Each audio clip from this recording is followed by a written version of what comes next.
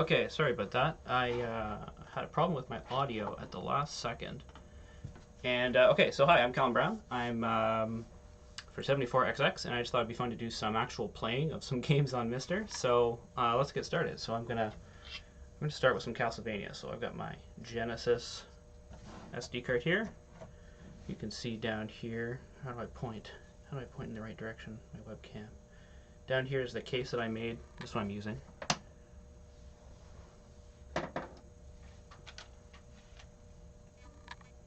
So we should see some video up on the screen momentarily.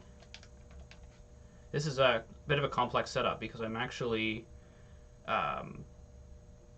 using a CRT and I'm actually redigitizing the analog footage through a scaler. So that's what we're seeing on the screen. Here's a scaler. Let's see if we get the audio. Okay, I think we do. All right, I think we're ready to go here.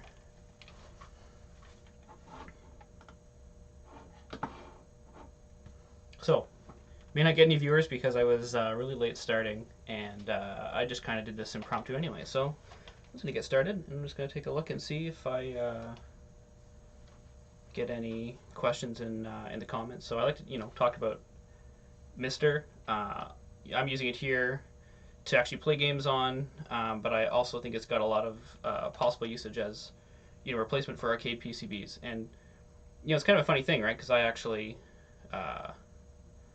fix arcade PCBs. So, sometimes I think it's a bit silly that I'm, encouraging this, but I encourage both. Obviously, everything should be done to keep arcade PCBs going, but having all these alternatives is great. I mean, there are some games that are just always, destroyed.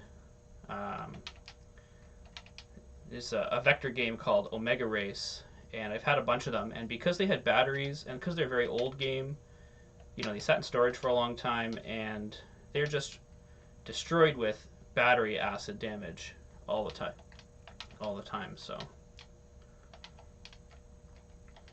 I want both to go ahead. I want arcade preservation to keep going in both ways. We see tons of reproduction ICs for custom ICs that are on boards, which is fantastic.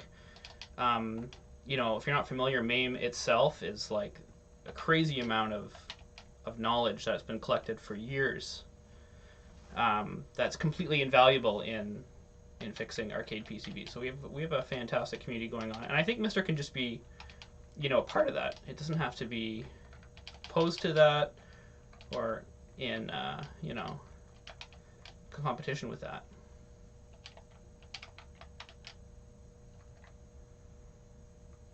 Let me know what you're seeing and hearing. If music's too loud, I think it's great music, so I hope it's good. If it's, I can't really tell if it's peaking or anything. I kind of put this together impromptu just for something to do. I'm in Ontario, Canada. We're in another 28-day stay-at-home order. I was already at home anyway because I have a new daughter, and I am mostly the one during the day taking care of her. My wife's a doctor, so she's extremely busy right now, as you can guess. So I was on a leave anyway, so very strange eventuality.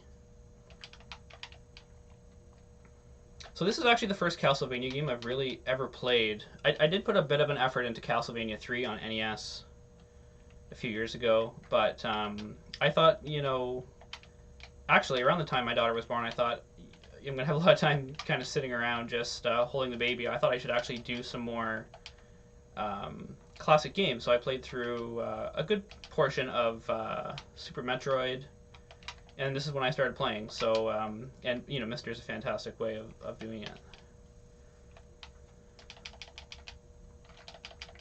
I'm using a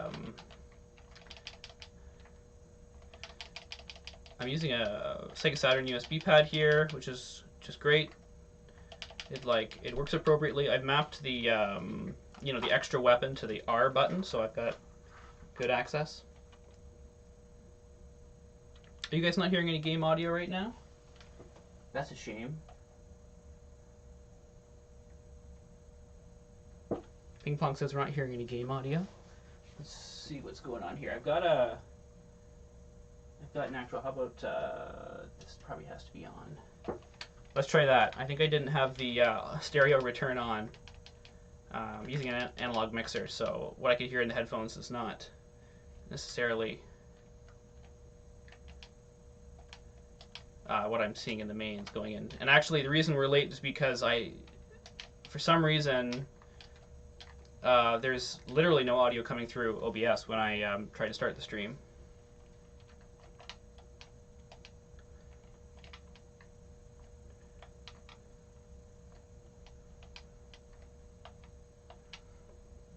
Yeah, so, you know, I wonder if I'm kind of spoiling myself, because I've heard that this is one of the better Castlevania games overall. You know, I don't know the proper strategy for these things. Usually jump and do this. Because, you know, Castlevania 1, everybody knows is very hard. No game audio, eh? This is so strange. Let's see what's going on here.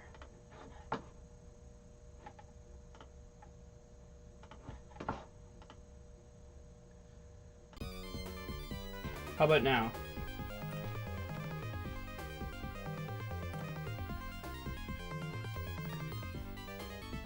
What are we getting now? Check, check. Okay. How's that? Check, check, check. That should be better.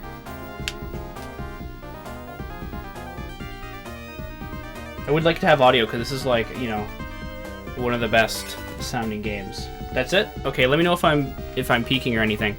So, okay, so this computer I picked up like yesterday on Kijiji for $200.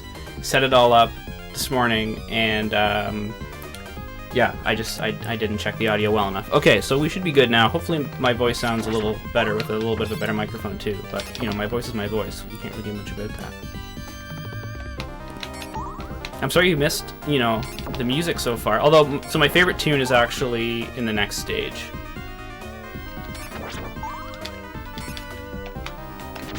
Ooh, I'm not good at this. Look at this. Look, what am I doing? Okay.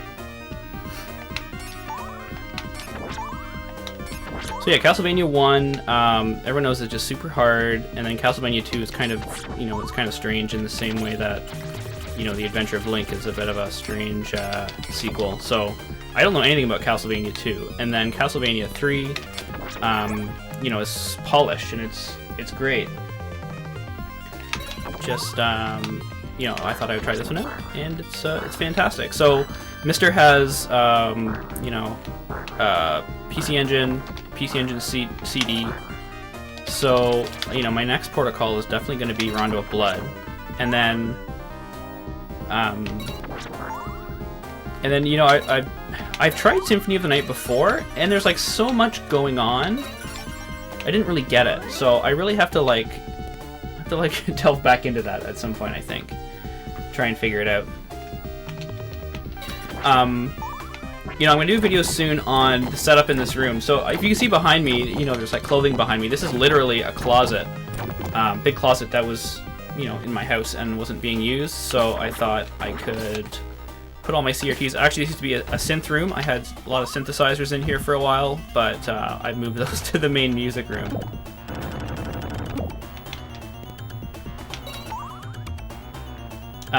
So I've got a bunch of CRTs in here. I've got 2 Ikigami monitors, which is in the OBS overlay here. I have a couple PC monitors, and then I've got my little Macintosh here. So I also have all my other consoles here. Besides the MiSTer, I have, you know, the stuff the MiSTer can't do, which is PlayStation 1, PlayStation 2. Although PS1 is I think it's coming soon. Which is like super exciting. It's amazing. And I play them all in RGB on this broadcast monitor. Oop, forgot he does that. Come on, final kick. There he goes. And So I've got kind of a neat setup here. I've got a bunch of Extron units. So everything is BNC. So consoles all, there's no SCART in the house here. So we have BNC goes to switcher and the distribution. And so actually turning on any console will try and play it on both the 15 kilohertz and the 31 kilohertz 31 kilohertz CRTs. So you know, I gotta make sure the 15 kilohertz CRTs are just off when it's playing a 31 kilohertz signal, and the 31 kilohertz monitor just doesn't turn on if it doesn't get a good signal, so it's fine to stay on. Yeah, so I've got, you know, a great setup here for PS1, so that'll be Symphony of the Night. This is my favorite song in the Castlevania series that I've heard. And, you know, these are just, like, fantastic effects. Like, we've got this reflection in the bottom. You know, if you could see just the fantastic pixel art in the background, it's just, like, a really good... Oh, I do it all the time. Really cool background, just a simple graphic of the mountain, but, you know, if you can see this... You know, I hate to be the scanline guy, because I don't have any PBMs, and you know, from the PBMs, I think maybe overdo the scanline thing a bit anyway. But they really do look just great on this this monitor.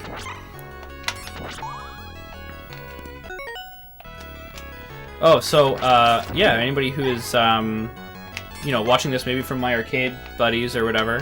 When I mentioned the word MiSTer, I'm talking about MiSTer itself is a software project, but it's a software project that runs on an FPGA evaluation board. So it's this little circuit board you can buy from DigiKey or MiSTer or from other places, and you can emulate systems on it. So it's you know, it shares a lot with like a Raspberry Pi, like a RetroPie or whatever they're called. Except the difference is that you're not programming. You're not programming the emulator in software, you're programming it in hardware, essentially. So the best way to think about it is if it's a hardware design language. So if you were to take schematics and then like directly describe the schematics in a technical sense, that's how you get an FPGA core. Like you describe like the data buses, and you describe the signals, how the clocks operate, all that kind of thing. So what you end up with is you should, and I mean this is all, you know, it's always still at the mercy of the programmer. A programmer has to like to do a good job. But you know, what I've heard people say that I agree with is that FPGA has the potential to be much better than software emulation.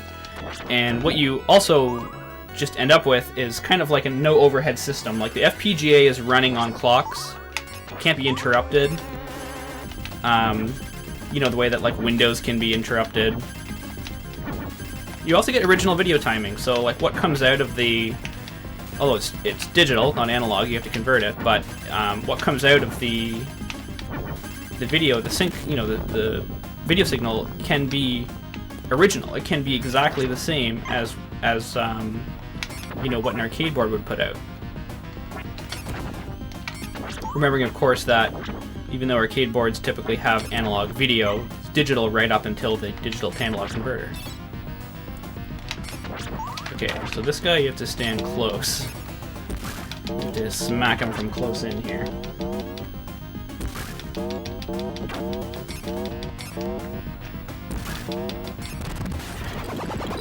Okay, and then the other guy you have to stay away from.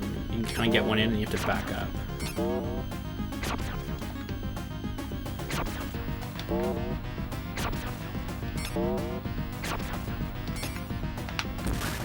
You can get stuck for a second, you can get a couple in there. Ooh, that was a close one. Ooh.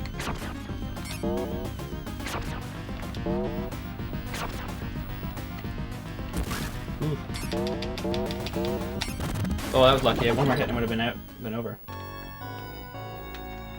Yeah, all this music is ripe for synth covers. Ping Pong on there is my my local buddy, and we play synthesizers. I mean, we haven't done it in a year, but you know, we like to get together and sync our clocks and you know, just go crazy on all our synthesizers. We're both DAW-less wonders. We like our hardware synthesizers. Ooh, I'm gonna leave it here. And there's actually some funny stuff that's gonna cross over between synthesizers and MiSTer, because there's a DOS core, like it's a 486 core, and it supports some MIDI things. And you know, I didn't know this when I was growing up, but a lot of DOS games support outboard MIDI equipment, and were, you know, programmed either for a specific Roland module called an MT32, or general MIDI, which basically meant you can plug it into any instrument that supports general MIDI. So I have like a very new synthesizer. It's actually like a electric piano organ, and it has general MIDI. So I actually, just before this, was playing around with that, and it's actually pretty neat, like to hear the, you know, the Secret of Monkey Island theme through. Actually, I shouldn't say that, because that's specific to the Roland MT32. But I was playing Star Wars Dark Forces, and it has like a MIDI Star Wars intro, and you know, the Sound Blaster emulation, the built-in sound you would typically hear if you didn't have any special gear. You know, when you're, you know, a kid like me growing up, it sounds like really bad compared to. Ooh, I might be able to get through this guy. Compared to what was possible. And so there's a couple things you can do. So you can emulate an MT32, which is what I have. If you look in the overlay here, you'll see that there's a little screen in the middle of my MiSTer machine, and that is the display for the MT32 emulator. MT32 Pi is the name of that project.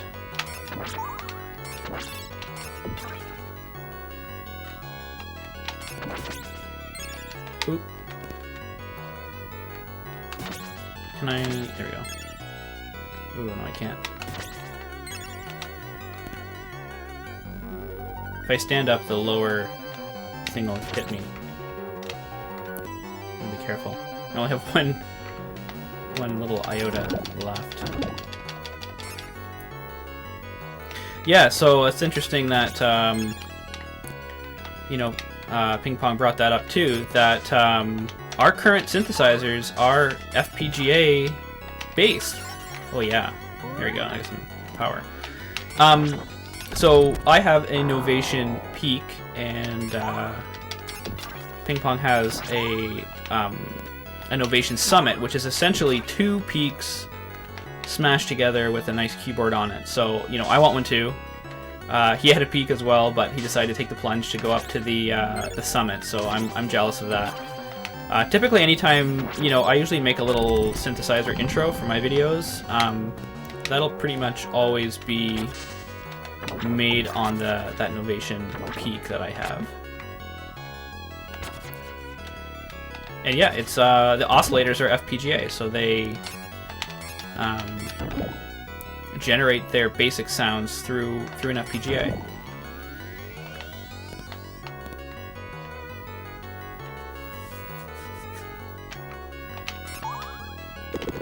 Okay, I'm gonna switch games soon. I want to show, you know, what I'm trying to do here is just demonstrate MiSTer a bit, and some of the cores that are available. So I mean, these are the obvious ones. You know, we'll get into some more crazy stuff later. Oh, there, I died. So okay, that's actually a good point then, because kind of a boring boss. So we're gonna switch over now. So I'm gonna turn off the MiSTer. I'm going to remove the Sega Genesis SD card. So I have like a little assortment of SD cards here that each have a little 3D printed system on it.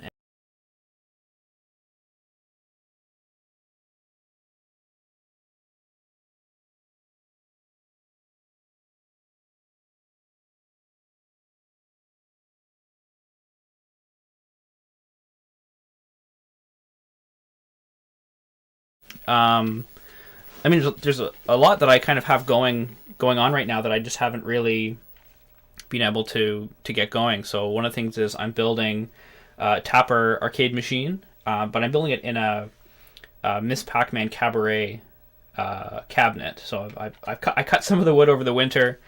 I just haven't gone back to it since. What other projects do I have? So I sell already a replacement Burger Time CPU board for arcade PCBs.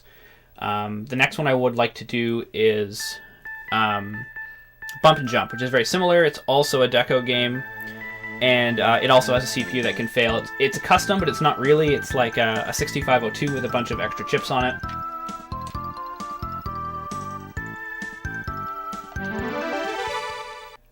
Oh. Ping Pong said I had a cut here. Oh, it's okay. So this game is Pocky and Rocky. It's like I think it's almost like a shooter, like a space shooter, but it's not in space. This is a game that I really enjoyed playing when I was a kid. I used to kind of go to, went to a friend's house after school, and he had a Super Nintendo, and this game was like the hardest thing I'd ever played, and I don't think I ever got past the first level. So I've been playing it a little bit just to try and get up to snuff, so I wouldn't fail terribly here. I haven't played much of the Super Nintendo core yet, but as far as I can tell, it just works great.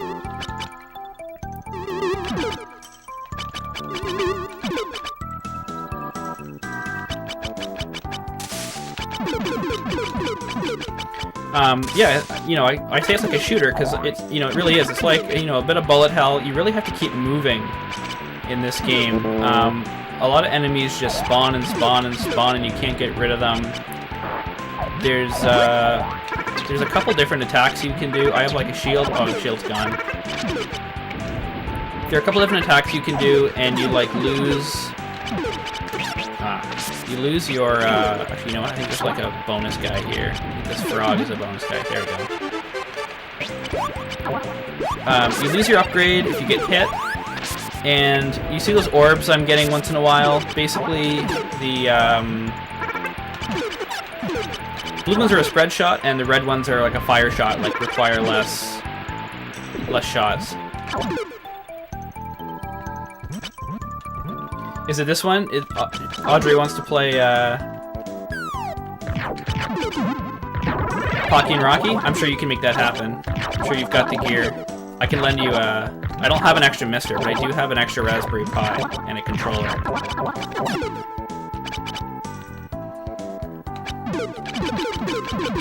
This is a two-player game too, Raph, so you and Audrey could play both.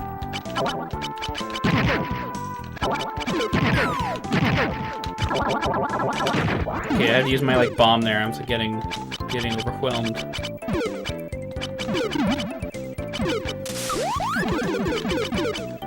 But yeah, these things coming out, you just have to get moving. If you stand around too long, they get you.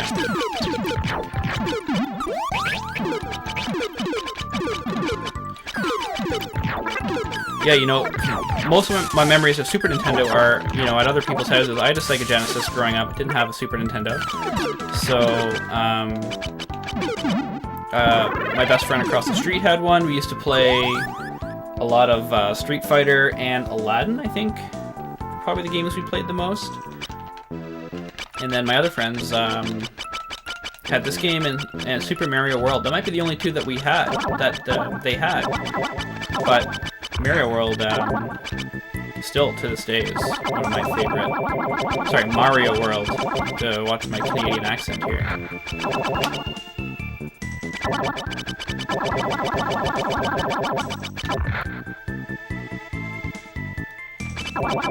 This would have made a great arcade game. I don't think it was ever released in any form in an arcade. There is a sequel, Pocky and Rocky 2, which is one of those big, expensive Super Nintendo games.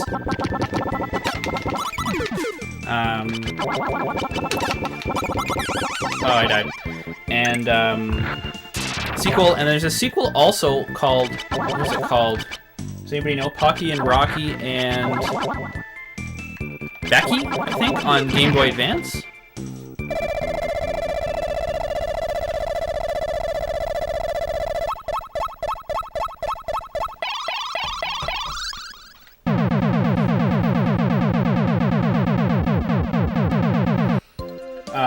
at one point I did have a Super Nintendo. I mean, I used to collect games when I was younger, but you know, even when I was a lot younger, I collected games, but I still like didn't play them a lot. You know, from early on I was more interested in the idea of the games having value. And I'm talking, I mean, I'm 33 now, so I'm talking when I was like, you know, 10 to 15, when I go to yard sales, and it was, you know, the time when NES games were still, nobody really wanted them yet, for collectors, like for collecting, and Atari and like that were just, you know, essentially worthless. Anyway, so what I was gonna say was that I had Super Nintendo, and somebody lent me Chrono Trigger, and it must be like, it's funny to think back that it must have been soon after it came out, like within a couple years. So that was the first RPG I played, and it like definitely, you know, got me into RPGs. But again, that's a situation where I was spoiled, because you know, Chrono Trigger really is one of the best RPGs, period, like regardless of system. And then, you know what, when Chrono Cross came out, I couldn't, you know, it blew my mind that it was coming out. And the difference between Chrono Trigger and Chrono Cross is only 4 years. Like, Chrono Trigger was 1995, Chrono Cross 1999. And, you know, you have the big the three-dimensional shift there. And, you know, personally, I loved Chrono Cross. I know it's a controversial opinion. I thought Chrono Cross was fantastic, and the music, like to this day, you know, if I'm doing something at work where I, you know, gotta just focus for a long time, I'll often just pick Chrono Trigger, Chrono Cross, and I'll put on the soundtrack and listen to that. I have like a Chrono Cross guitar arrangement book that cost me like $120 to get from Japan back in the day. So you know, I can play some classical guitar. Chrono Cross.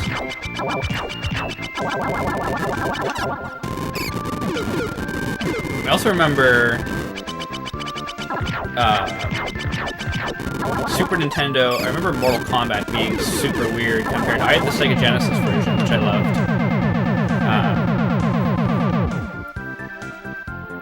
And I remember just finding the Super Nintendo one so weird, because it was like, you know, it was neutered from its for the violence. Like, they took out a bunch of the fatalities, and there's no blood. It was like this grayish sweat, I think it was supposed to be called. There was always a blood code that you could put in if you really wanted it. You know, pretty janky.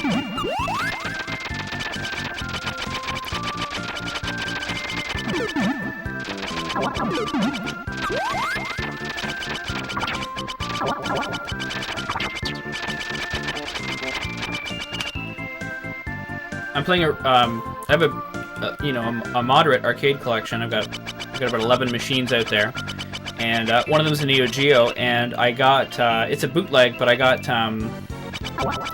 Blazing Star, and wow, what a shooter that is. I guess that was one of the late releases. I don't know if anybody knows what year that one came out. But that is a great shooter. I mean, there's some interesting ones on there. Viewpoint, I was, you know, putting some real time into a while ago. And Viewpoint's, you know, weird because isometric. It's like, I always thought of it looked like an unofficial sequel to Zaxxon. But it's got some pretty cool music. It's got some like voice samples, some like the kind of voice samples that you would expect to hear on wow, like a DJ synthesizer. Oh, come on. Okay, game over on Pocky and Rocky. Okay, anyway, that's fine. We'll switch over to the last game now that I want to show. So we're gonna go over to the AO486 core, which is DOS. So this is my little thing. It's like a I think it's like a 5150 IBM 50.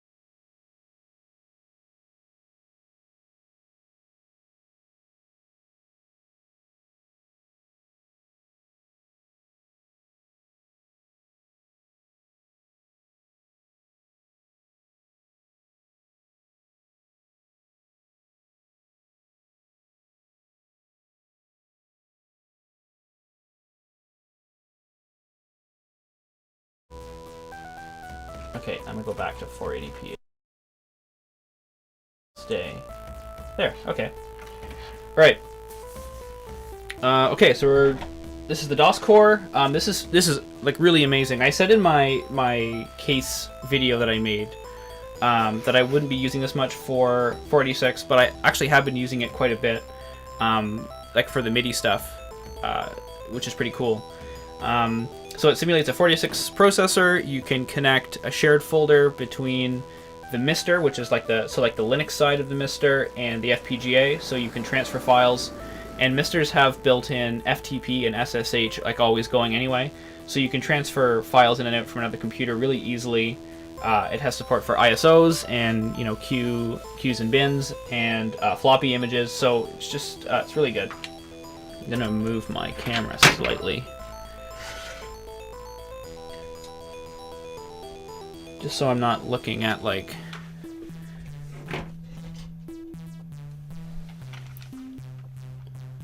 How's that? How's that? Where am I? Where am I?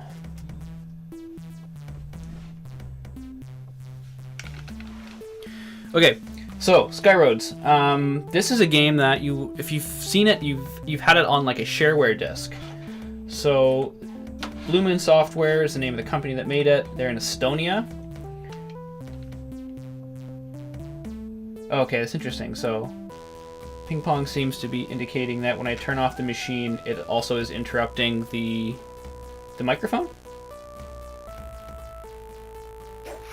I'll have to record it later and see why it would cause that. Very strange. Okay, anyway, so this game, it's a sequel to another one they made called Cosmonaut, and I think it deserves like a remake or like a sequel or something. I thought about maybe like learning to code on, say, Game Boy and like making a sequel with some extra features. Well, let's start it here. So I'm still using the controller. I usually would play this on a keyboard back in the day. So essentially, you control your speed with up and down, you control your motion with left and right, and then you can jump. So, and you need to just try and get your way to the exit port at the end. You start off pretty easy.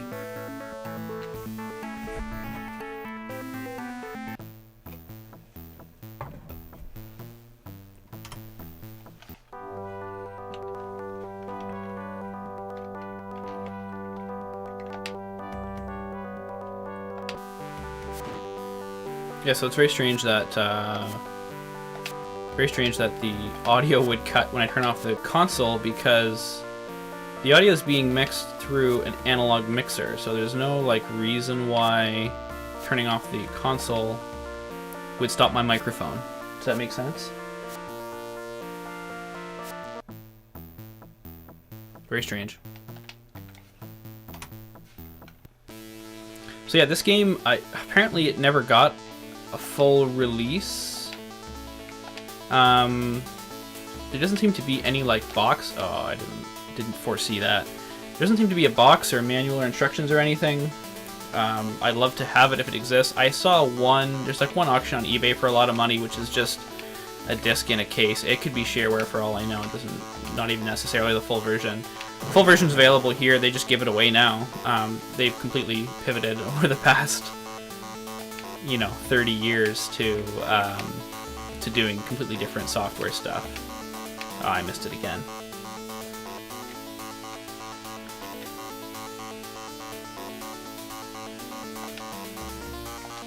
Good music in this. I think it's like a built-in software emulator. I'll actually pay attention and try not to do the same thing over and over again. Go on this side this time.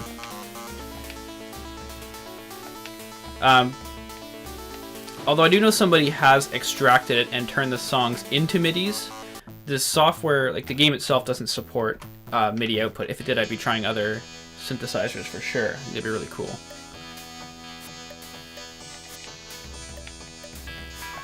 This song is cool.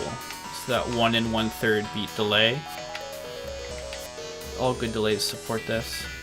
Music production. There's also some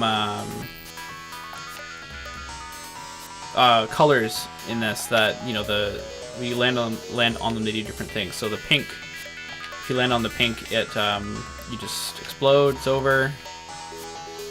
And if you land, I think it's green, I think speeds you up, and blue either slows you down or prevents you from moving left or right.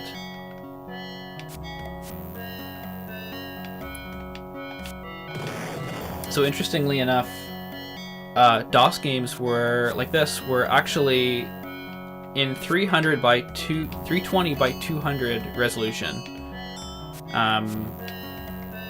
which is like crazy low. You know, growing up, I definitely always thought that VGA meant 640 by 480, and it went up from there. Everything else, you know, everything up from there was, you know, 800 by 600 was SVGA, and then XVGA and all that kind of stuff. But that's not true. So a lot of these DOS games were made for 15 kilohertz monitors. I guess like the original IBMs had, they weren't special monitors. They were more like arcade monitors, or like Amiga or Commodore. And then when they got to like VGA, like what I would know as a VGA card on or a graphics adapter or whatever, they were automatically scan doubled up to 640 by 400.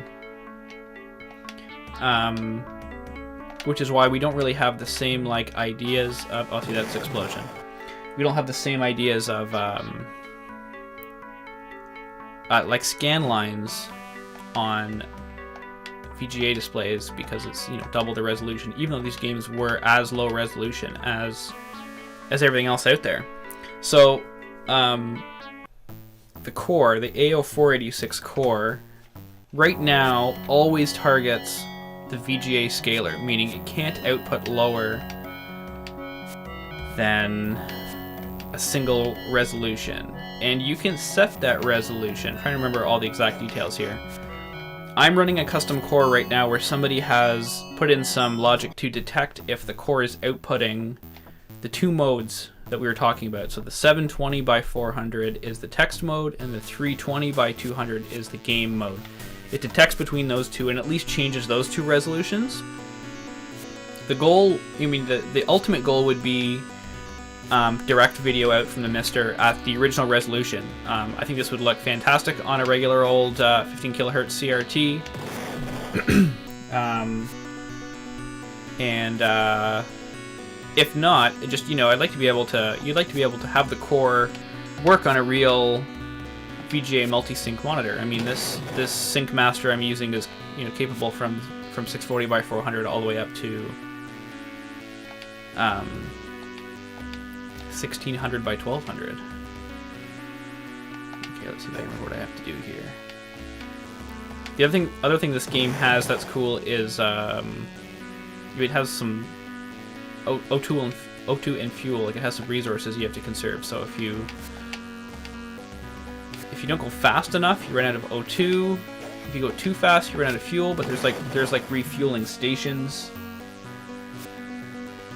Gabriel's asking, can the MiSTer run the PC version of Road Rash? So basically, you'd have to look at the specs and see, does it require a 486? If it requires a Pentium, then the answer is no. If it requires a 486, then the answer is yes. Oops.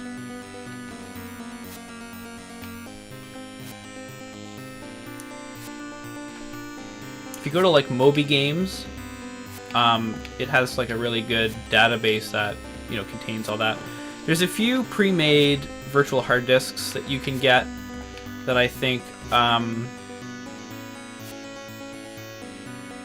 will be really useful. I mean, you know, coming up with like arcade packs in general, like ROM packs are a thing right now, and there's a couple of really great DOS ones where somebody has gone through and they've... What's happened here?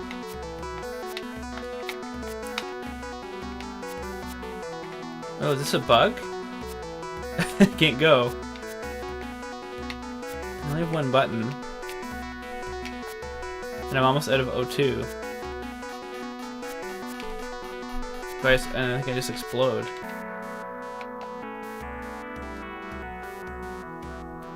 This might be a bug.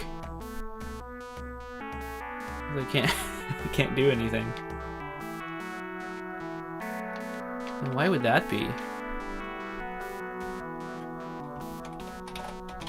Let's go change back to what is that? Blue Planet Road 3. I'm just gonna go change the controls to keyboard and see if that does anything.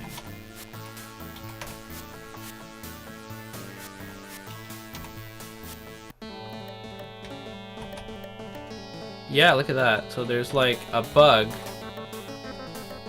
where it wasn't registering my up. I don't think the controller's broken or anything. Let's go back and set it again.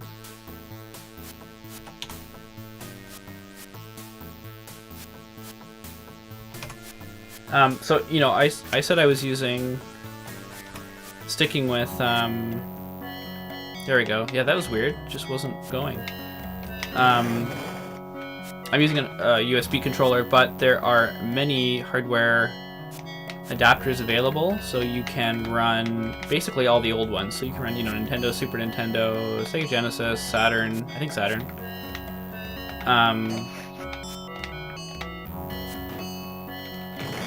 And you can just plug them in, and very low latency in FPGA. There's a great video I watched the other day. Somebody who was going through one of the last levels in Battletoads on NES, and he was showing the difference between trying to play the game on MiSTer and trying to play it on a RetroPie, and showing that, I mean, you know, you have to take his word for it, that the input lag on a RetroPie is, like on a Raspberry Pi running an emulation software package, the input lag is just too high, and you can't react fast enough to actually pass the level. You have to either know it so well that you can predict it, or it doesn't work. You get the enemy catches up with you because your twitch is too slow. And he, you know, showed that he had no problem actually playing it on a MiSTer.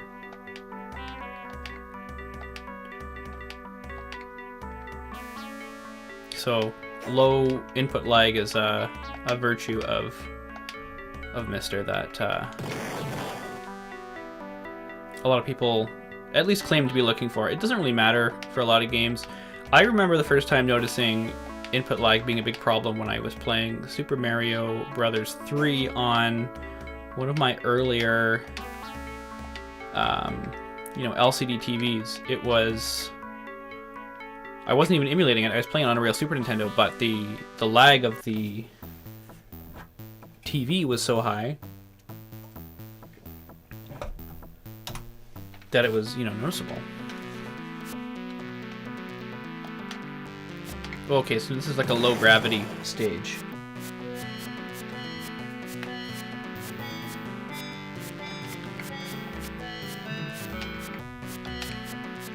Ooh, I'm jumping everywhere.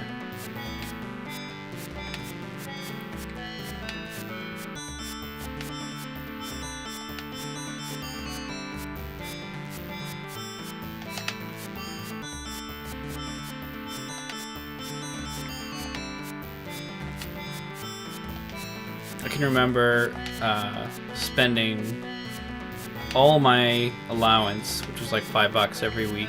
I'd have to scrounge up 75 more cents, and I would go to the video store, Video 99 in Whitby, and they had one of those big cardboard displays with shareware games on it. And when you're a kid, especially for $5, it doesn't matter how long a demo goes for. You're happy with it. Like, I'm pretty sure this game only gave you the first 2 or 3 worlds, so like 6 or 9 stages, and you know, that was great. I played it all the time. Actually, it reminds me of the first game I ever registered. Like, you know, back in the day, you'd get a shareware game you're supposed to send away for the full version. I actually did it once, and it was the game Spitwad Willie, which is like Pang on from the arcades. I think it actually has like many different names, because it has many different. I don't know what the true origin of it is, but I think I ran out of oxygen. Oh, you know what? The final tube isn't the right tube. I have to go to one of the other ones.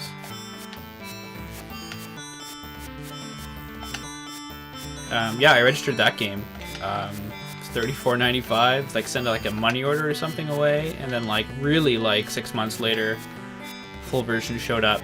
It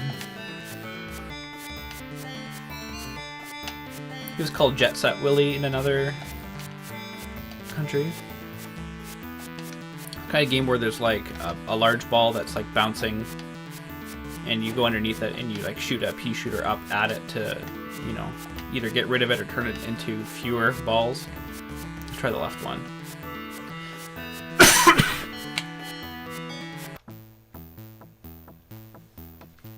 Okay, one more, and then I think we're just about our time. Thanks for everybody who's here.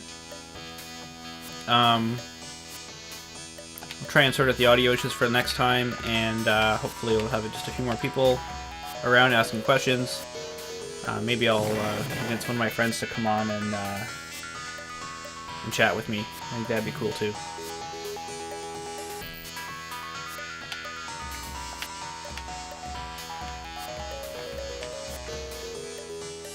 Check my channel for other videos on mostly arcade repair, but I'm starting to do some more things with MiSTer because I think it's you know, kind of important, as I mentioned.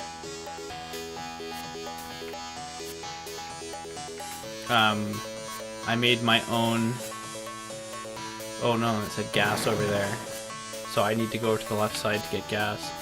I made my own case for my MiSTer, so there's a video about that. It's got some cheesy special effects that I think are pretty spiffy. And it's like a wedge case, a keyboard built in. Well, you can see it. You can see it in the overlay here on the screen. Superfluous SD RAM cartridge on top, just for fun. But it really does work well. Especially with the built-in keyboard when you're kind of screwing around with like Amiga and DOS. It's nice to have it just built in and have it work. Also, like, you do use the keyboard for other things in MiSTer, like, oh no, I got stuck.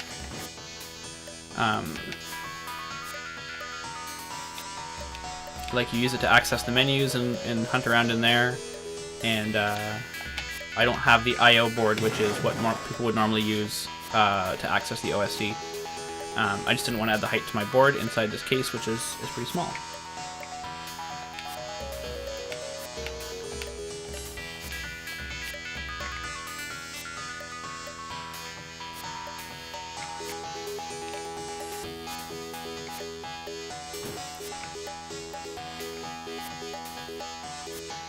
I'm going to try this gas station one more time, and then I'll call it quits.